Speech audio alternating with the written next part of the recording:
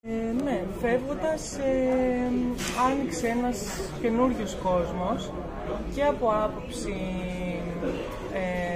ερεθισμάτων, δηλαδή και μέσα στη σπουδή αλλά και οι παραστάσεις που βλέπαμε μπορούσα να δω μεγαλύτερη γκάμα, ας πούμε, έργων. Αλλά ταυτόχρονα όμως και μετά τις σπουδές υπήρχαν πιο πολλές δυνατότητες να δουλέψω και να βγάλω κάποια χρήματα και να ζήσω από αυτό. Αυτά, ας πούμε, τα δύο βασικά πράγματα νιώθω ότι αν είχα μείνει εδώ δεν θα είχα καταφέρει να έχω αυτές τις ευκαιρίες. Το πιο σημαντικό είναι να έχεις την ευκαιρία να πληρωθείς σαν καλλιτέχνης και να ζήσεις κατά βάση από αυτό. Εντάξει, κατά καιρούς μπορείς να κάνεις και άλλες δουλειές, αλλά να μην είναι το κύριο ότι θα κάνεις άλλες δουλειές και το καλλιτεχνικό θα είναι το 10%. Οπότε αυτό είναι το κύριο. Δηλαδή από τη μία η έμπνευση, τα ερεθίσματα που αυτό εμένα νιώθω ότι μου δώσανε, ξέρεις, ανοίγει η φαντασία σου και μετά κάνεις και αντίστοιχα πειράματα. Και εντάξει, και το οικονομικό.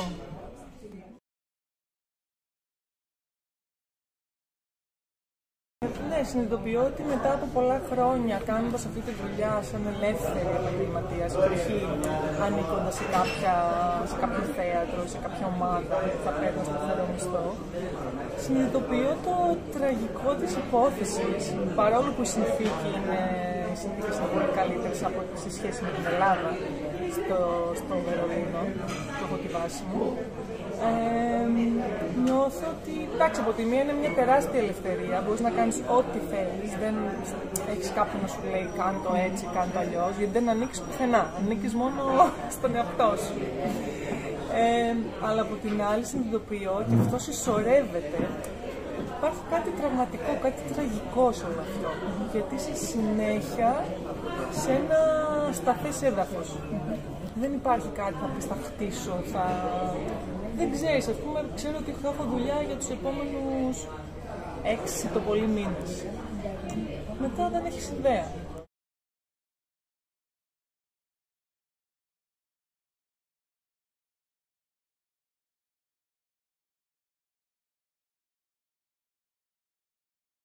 Πρώτη φορά που άρχισα να σκέφτομαι έτσι λίγο πιο συνειδητά μέσα από μια καλλιτεχνική συνθήκη, να το πω, σε ένα project, τα PIX, τα οποία έχεις δει μου πει. Ναι, ήταν εκεί στα PIX που μου είχε ζητηθεί να κάνω κάτι σαν Ελληνίδα χορογράφος. Κάπως να αντιπροσωπεύσω την Ελλάδα με κάποιο τρόπο. Και εκεί έγινε συνειδητό τι σημαίνει για μένα να είμαι από την Ελλάδα. Γιατί μέχρι τότε ήμουν λίγο ότι τι Ελλάδα, τι αυτό, και συνειδητοποίησα ότι και στην παράδοση είμαι πολύ κοντά. Επειδή εμείς ερχόμαστε από το Βόντο, του παππούδες μου. Και έχω αρκετά χαρακτηριστικά ελληνικά μέσα μου, παρόλο που είμαι λίγο σαν εξωγήινος παντού όπου βρίσκομαι, και στην Ελλάδα είμαι εξωγήινος παντού. Οπότε αυτό έχει πολύ ενδιαφέρον και νιώθω ότι αυτό έχει σχέση με το αυτοσχεδιαστικό, με αυτό το πολυμήχανο του Οδυσσέα, που επειδή υπάρχει τόση δυσκολία στις συνθήκες τριγύρω μας, έχω αναπτύξει κι εγώ και όλοι μας, πιστεύω, ένα αυτοσχεδιαστικό πολυμήχανο, που αυτό είναι πολύ δημιουργικό από τη μία, αλλά από την άλλη είναι και το τραύμα, ας πούμε. Αυτό πιστεύω ότι είναι κάτι που το φέρω και το έχω πάει και όπου πηγαίνω, τέλος πάντων, στο εξωτερικό δεν χάνεται μια τόσο σταθερή αξία. Επίσης μετά με ενδιαφέρει πάρα πολύ και η παράδοση, με ένα έτσι πιο φρέσκια ματιά, μέσα στο γενικότερο ενδιαφέρον μου για εθνογραφικά πειράματα. Οπότε έχω ασχοληθεί και αρκετά με την παράδοση, το παραδοσιακό τραγούδι, το ελληνικό, και κάπως το έχω φέρει και αυτό πάλι στο εξωτερικό με έναν τρόπο. Δεν ξέρω τώρα αυτά αν θεωρούνται δώρα, αλλά εγώ νιώθω από τη μία και πολύ κοντά στην παράδοση και νιώθω ότι με συγκινεί, αλλά και ότι δεν νιώθω, ας πούμε, ότι θα την ενστερνιστώ και θα με καθορίσει, ας πούμε, κρατώντας κάποια, πώς το λένε, ναι, κρατώντας αυτά που πρέπει, με ένα πρέπει, με έναν πιο παιχνιδιάρικο τρόπο.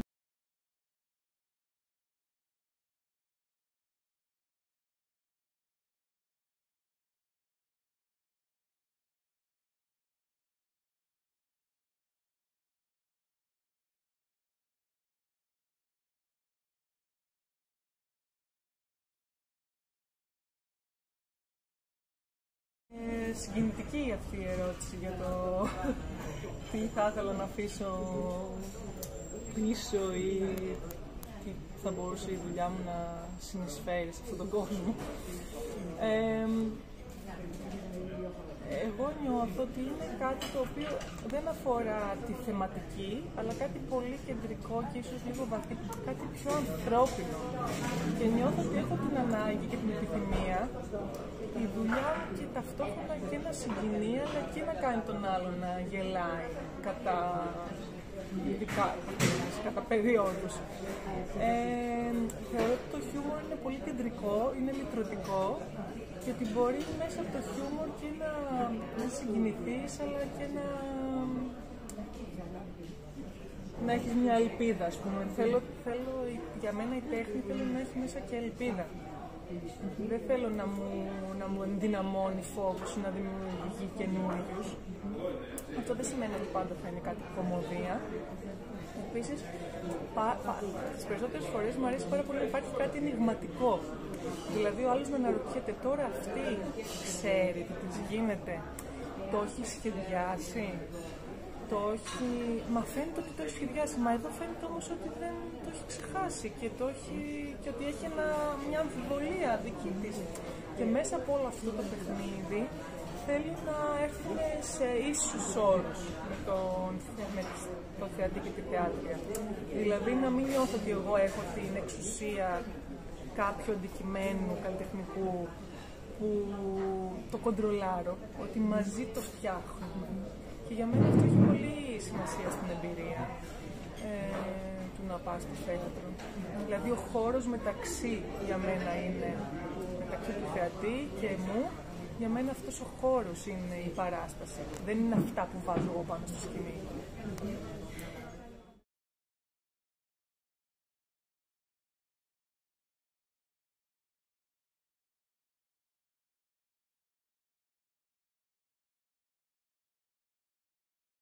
Σαν παιδάκι ήμουν πάρα πολύ αντίθασο και ζωηρό και όλα αυτά. Κάποια στιγμή μπήκα στην εφηβεία και όλο αυτό το ενέργεια έπεσε και έκτοτε είμαι πιο πολύ του αργού. Αλλά μετά αυτό έγινε και λίγο φιλοσοφικό ψάξιμο, δηλαδή, αλλά και δημιουργικό για την κίνηση την ίδια. Με ενδιέφερε πάρα πολύ η λεπτομέρεια. Και ένιωθα ότι όταν βάζεις ταχύτητα δεν μπορείς να δώσεις τόσο πολύ έμφαση στη λεπτομέρεια. Και γι' αυτό κάπως άρχισα να κάνω αργές κινήσεις και μέσα από το αργό να ψάχνω τις μικροδιαστάσεις που μπορεί να έχει η κίνηση. Αυτό βέβαια και ενεργειακά με βοηθούσε, γιατί δεν ήμουν πλέον τόσο υψηλής ενέργειας σαν άνθρωπος, ας πούμε, να χτυπιάμαι. Είναι άλλοι χορευτές που έχουν πολλή ενέργεια και μπορούν να πηδάνε, να χτυπιούνται, να κάνουν διάφορα. Και το θαυμάζω, γιατί σου δίνει άλλη εμπειρία μετά βλέποντας κάτι τέτοιο. Εγώ το ψάχνα έτσι. Μετά όμως με ενδιαφέρει πάρα πολύ ο χορός, όχι να είναι αποκομμένος από το λόγο. Έψαχνα πώς ο λόγος και ο χορός και κάποιες πιο καθημερινές δράσεις να είναι όλες σε μια αλχημία, στο ίδιο επίπεδο. Δηλαδή πώς μπορείς, ας πούμε, εκεί που λες κάτι, αντί να τελειώσει την πρότασή σου λεκτικά, να την ολοκληρώσεις με μια κίνηση χορευτική, ας πούμε. Και μετά αυτό να γίνει μια πολύ καθημερινή κίνηση. Με ενδιαφέρει πάρα πολύ όλο αυτό το κολάζ, για κάποιο λόγο, δεν ξέρω. Και μετά το πήγα και σε τραγούδι, δηλαδή έφερα μέσα το τραγούδι, το λόγο, τη βάζω μουσική, όλα αυτά να είναι στο ίδιο επίπεδο, να μην υπάρχει ιεραρχία και να μην υπάρχει τόσο πολύ το ξέχωρο. Γιατί νιώθω ότι όλο αυτό μετά είναι και πιο κοντά στη ζωή. Και στη ζωή, ας πούμε, δεν έχουμε... Μπορείς να αρχίσεις, όταν είσαι με τους φίλους σου, μπορείς όντως να μας έρθει τραγούδι να τραγουδήσεις, μπορεί να το τραγουδήσεις. Και ακόμα παρατηρώ ότι μέχρι τώρα αυτό ψάχνω. Τώρα σε αυτό το project που κάνω που λέγεται Song Tellers, ψάχνω αυτό. Πώς οι καθημερινές κινήσεις και έτσι μια συζήτηση με το κοινό και ένα storytelling μπορεί να με ενθουσιωθεί σε ένα τραγούδι, αλλά χωρίς να είναι τώρα αρχίζει αυτό, τώρα αυτό. Και μίλαγα χθες με την δασκάλα μου που μου έκανε παραδοσιακό και μου λέει οι παραδοσιακοί άνθρωποι αυτό κάνουν. Μιλάνε και εκεί που μιλάγανε λένε το τραγούδι. Χωρίς να πούνε τώρα θα αρχίσω το τραγούδι και χωρίς να υπάρχουν τύχοι μεταξύ των. Ναι. Ενεργειών. Ναι. Σαν να είναι όλα ένα. Υπάρχει μια έντονη όσμωση μεταξύ τους.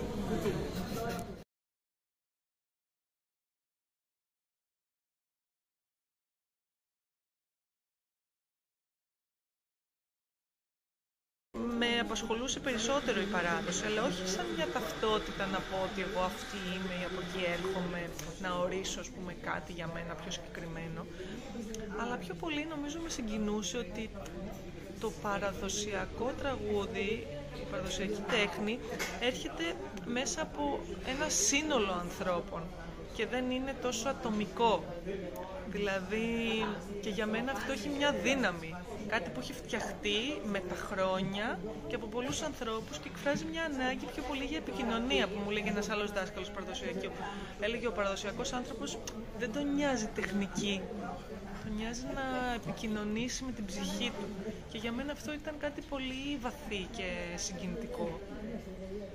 Σιγά σιγά άρχισα να το συνειδητοποιώ, κάνοντας και τα μαθήματα του τραγουδιού. Επίσης, βρίσκω πάρα πολύ δυνατή την εμπειρία του τραγουδιού και της φωνής. Κάποτε είχα σκεφτεί ότι αν τυφλωθώ, η γιατριά μου θα είναι να τραγουδάω. Και το νιώθω και πάρα πολύ σωματικό. Δηλαδή, όταν τραγουδάς, σου έρχεται τόσο πολύ στο σώμα σου, κάποιες φορές ζαλιζόμουν και είναι σύνηθες αυτό, είναι συνηθισμένο να το παθαίνουν αυτό οι άνθρωποι, γιατί γίνεται πολύ σωματικό, δηλαδή επηρεάζει επηρεάζει τις λειτουργίες του σώματος στο τραγούδι. Και νιώθω, ας πούμε, και σαν χορευτές ότι ανήκει στο χώρο το τραγούδι, δεν είναι κάτι ο τραγουδιστής και ο χορευτής και ο ηθοποιός. Όλα αυτά είναι μαζί, μ' αρέσει δηλαδή εγώ να τα βλέπω σαν μαζί. Και μετά το εθνογραφικό είναι επειδή έχω μια περιέργεια στη συνάντηση με τον άλλον άνθρωπο. Και είναι τόσο όμορφο αυτό να το φέρεις και μέσα στην τέχνη, γιατί σου δίνει και μια αίσθηση ουσίας, ας πούμε, ότι αυτό που κάνεις αφορά όχι μόνο εσένα, αλλά τη συνάντηση με τον άλλον άνθρωπο και τον άνθρωπο πιο γενικά και πιο βαθιά ίσως. Για μένα αυτό μου δίνει μια αίσθηση ότι έχει μια ουσία αυτό που κάνω, ότι δεν είναι απλώς μια ιδέα που μου ήρθε έτσι να την κάνω τέχνη.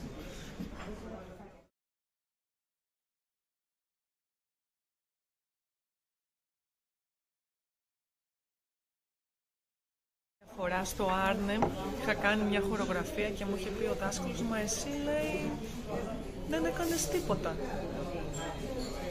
Και είχα συγκινηθεί από την άποψη ότι έβαλα τα κλάματα, γιατί λέω, τι, δεν κάνω τίποτα. Αλλά εμένα μου άρεσε πάρα πολύ αυτό το τίποτα που είναι τόσο γεμάτο. Δεν ξέρω ακριβώς για ποιο λόγο, ίσως να είναι η δική μου φιλοσοφία της ζωής. Σαν όλα τα άλλα που γίνονται, να είναι αφορμές για να δημιουργήσουν αυτό το χώρο για να υπάρξει το τίποτα. Που για μένα το τίποτα είναι όλα μαζί. Δηλαδή είναι πολύ γεμάτο. Μ' αρέσει πάρα πολύ να βλέπω ανθρώπους να κάνουν τίποτα. Το είχαμε κάνει και σε ένα workshop με τη Μαγκή Μαράν και έβλεπες, το task ήταν να έρθει ένας μία-μία μπροστά στους άλλους ανθρώπους και να υπάρξει απλώς, χωρίς να κάνει τίποτα. Για 5 λεπτά. Και το κάναμε αυτό 25 άτομα, τώρα μας πήρε μια μέρα. Ήταν ένα από τα πιο συναρπαστικά πράγματα που έχω δει και μετά το έκανα και σε ένα σχολείο με τα παιδιά. Και γενικότερα δεν υπάρχει τίποτα. Απλά η φόρμα ίσως να μην... Δεν ξέρω, σαν να έχουμε πάντα την ανάγκη να παράγουμε και σαν να μην είναι αρκετό απλά υπάρχει κάποιος. Και εμένα μου αρέσει να βάλω εκεί την προσοχή.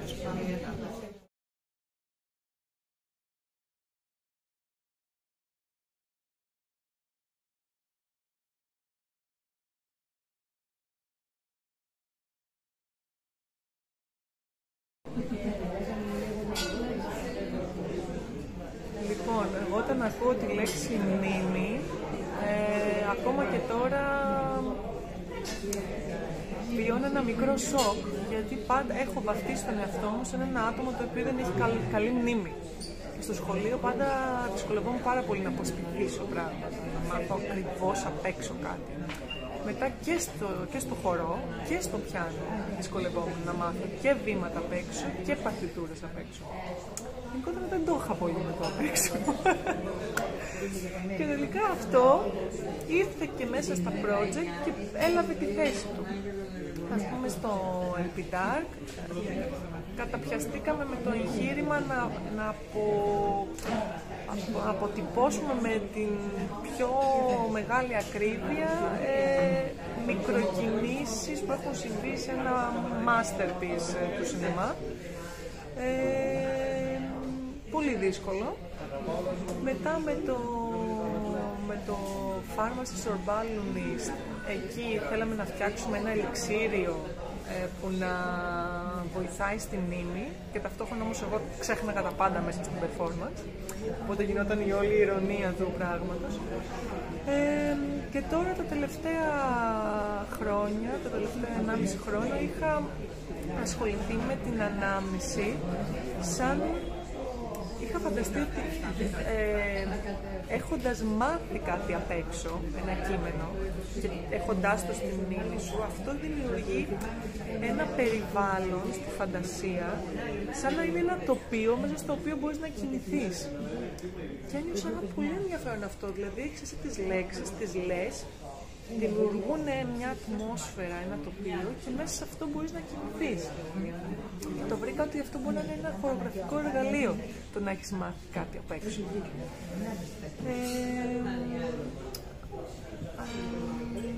Επίσης η ανάμνηση έχει και κάτι μαγικό, γιατί λες ανακαλώ από κάπου, λες πού είναι αυτό, κάποιες φορές νιώθω ότι έρχεται απ' έξω, κάποιες φορές νιώθω ότι είναι στον εγκέφαλό μου και σκάβω. Έχει και κάτι ψυχαναλυτικό. Έχει να κάνει και με τα όνειρα που και αυτό με ενδιαφέρει πάρα πολύ. Είναι ένας πολύ δημιουργικός χώρος, νιώθω. Αυτή η διαδικασία του να ανακαλείς μια μνήμη. Και επειδή είναι δημιουργικός, δεν ξέρω, με κάποιους τρόπους τον έχω φέρει μέσα στις δουλειές. Αλλά δεν έχει βελτιωθεί η μνήμη μου. Αυτό που έχει βελτιωθεί είναι, θυμάμαι λίγο καλύτερα τα όνειρα. Και νιώθω ότι κάποιες φορές ίσως έρχομαι λίγο πιο κοντά σε αυτό το ασυνείδητο που λέμε. Που δεν ξέρω τι σχέση έχει ακριβώς με τη μνήμη. Πρόσφατα είχα ρωτήσει την ψυχαναλήτρια. Λέω, δεν θυμάμαι, λέω, καλά. Και με εκνευρίζει που δεν μπορώ. Μα λέει άλλο η μνήμη και άλλο η αποστήθηση. Θυμάσαι, λέει, αυτά που όντως χρειάζεται να θυμάσαι, και αποστήθηση είναι κάτι που πρέπει και το έχεις επιβάλει στον εαυτό σου. Και ίσως και εγώ, δεν ξέρω, έχω αυτή την αντίσταση του ότι αφού δεν με αφορά, αφού δεν είναι ενδιαφέρον για μένα, γιατί να το βάλω μέσα μου. Το αφήνω να πετάξει, το δίνω, το δωρίζω στο σύμπαν. Δεν ξέρω, ήταν και κάποια άλλη ερώτησή σου.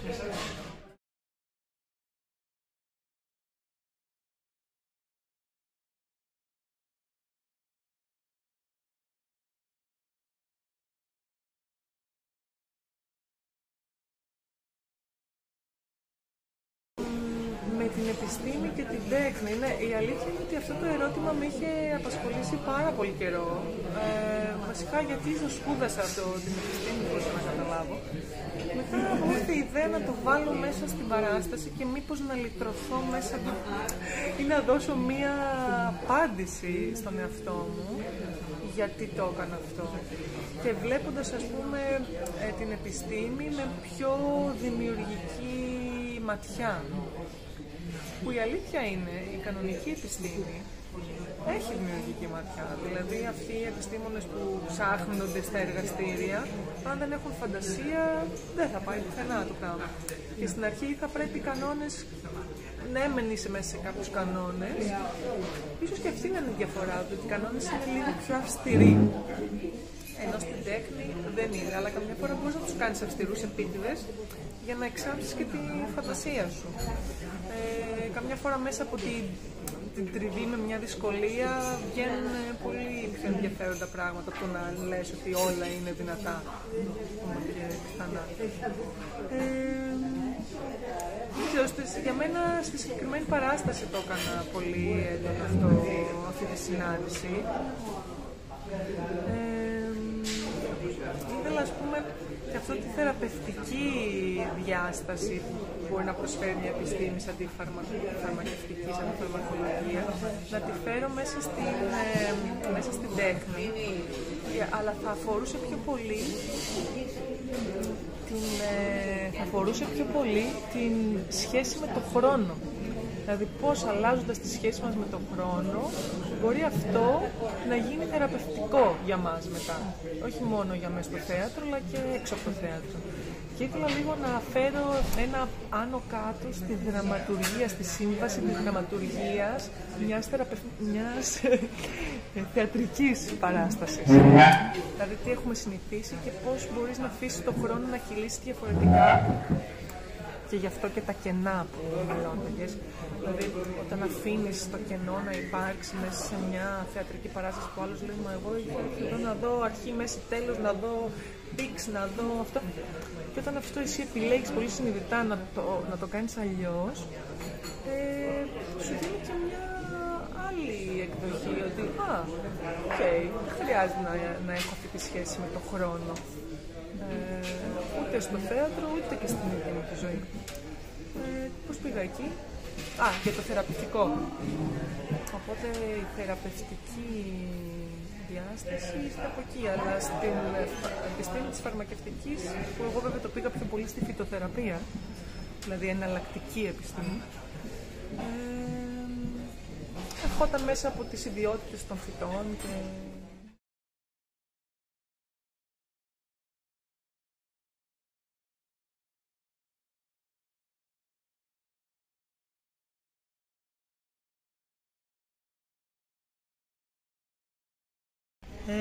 Ναι, είχε ενδιαφέρον αυτή η ταινία, γιατί είχε φέρει η σκηνοθέτης πολλούς ανθρώπους όπου δεν ήταν μαζί να φτιάξουν μια ομάδα, ερμηνευτική ομάδα, οι οποίοι δεν ήταν απαραίτητα ηθοποιοί, ήταν και ηθοποιοί, κάποιοι ήταν performers και οι άλλοι ήταν χορευτές. Και αυτό τελικά, βλέποντας και την ταινία, κατάλαβα ότι έδωσε στην ταινία, στην κινηματογραφική διάσταση, μια σωματική διάσταση. Δηλαδή αισθάνθηκα ότι ήταν αρκετά physical, το σωματικό το έργο της. Και αυτό μου κίνησε περαιτέρω το ενδιαφέρον και τώρα ψάχναμε λίγο σε αυτή την κατεύθυνση, επειδή σπουδάζω λίγο αυτό το σκηνοθεσία κινηματογράφου, κάνω αυτό το εντατικό τέλος πάντων σεμινάριο που είναι ενός χρόνου και με αφορά αυτό, πώς μέσα στον κινηματογράφο μπορείς να φέρεις τη διάσταση του σώματος πιο ζωντανά και τι θα σήμαινε αυτό. Τι θα σήμαινε αυτό από την μεριά της κάμερας, τι θα σήμαινε από τη μεριά των ηθοποιών, καλά και της σκηνοθέτηδος, πώς θα το προσεγγίσει. Έχει φοβερό ενδιαφέρον. Δεν ξέρω που θα πάει και ψάχνω τώρα και άλλες ταινίες αν υπάρχουν σε με τέτοιου είδους προσεγγίσεις. Στο παρόν δεν έχω βρει πολλές, αλλά αυτή η εμπειρία μου είναι πολύ καλή βάση για να ψαχτώ περισσότερο σε αυτό. Ναι.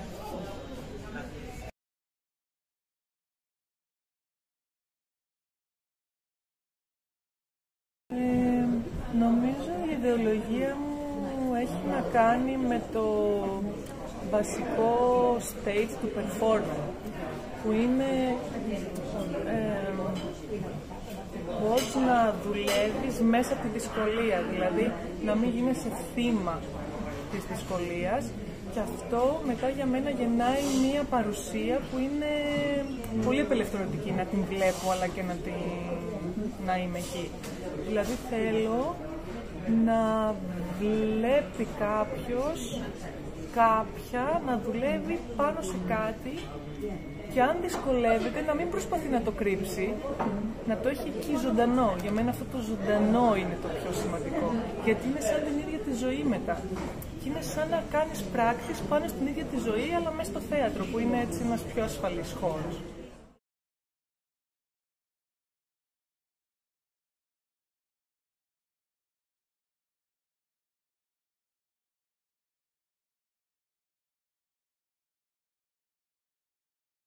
Στο Άρνεμ είχαμε έναν καθηγητή, τον Πίτερ Χάλτον, και μας είχε κάνει μια άσκηση στην οποία μας είχε πει τη φράση, τη θυμάμαι ακόμα μέχρι τώρα τόσο έντονα, listen to the properties of the material. Μας είχε κάνει μια άσκηση, είχε βάλει 3 ανθρώπους να κάθονται σε ένα παγκάκι, τους κοιτάγαμε και εμείς έπρεπε να κάνουμε listen to the properties of the material, δηλαδή τι ιδιότητες έχει το υλικό και πώς εμείς μπορούμε να τις αφουγκραστούμε, χωρίς να βάλουμε το μυαλό μας να δουλεύει τόσο έντονα, πιο πολύ να αισθανθείς τι σου μιλάει, τι σου λέει το υλικό. Οπότε, νιώθω ότι η δραματουργία έχει να κάνει πάρα πολύ με το να αφουγκράζει. Νιώθω ότι έχει μια πολύ μεγάλη εξουσία αυτός ο ρόλος, γιατί χρησιμοποιεί τις λέξεις για να εκφράσει κάτι το οποίο ακόμα πλάθεται.